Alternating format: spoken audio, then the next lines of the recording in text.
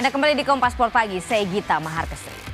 Pemain naturalisasi asal Belgia, Sandy Walsh berpeluang dimainkan pada laga FIFA Matchday melawan Turkmenistan di Gelora Bung Tomo, Surabaya. Peluang ini akan jadi debut Sandy Walsh bersama timnas setelah 3 kali gagal membela pasukan Garuda.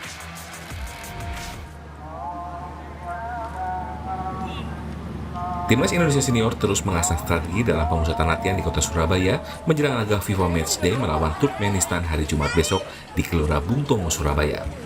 Laga Timnas Indonesia melawan Turkmenistan menjadi kesempatan perdana bagi seorang pemain naturalisasi asal Belgia, Sandy Walsh. Sandy mengaku sangat antusias dan bergembira bisa bersempatan kembali membela skuad Garuda setelah 3 kali gagal karena cedera. Pemain asal klub Cafe Mechelen Belgia ini mengaku sangat emosional bisa mencetak gol pada pertandingan hari Jumat besok untuk menaikkan ranking FIFA. To be honest, I'm just focused of being healthy, being ready for Friday. I think a lot of emotion will come if I could score a goal, and but the most important is to do a good performance with the team, to get points for the FIFA ranking, and that's the goal for coming Friday.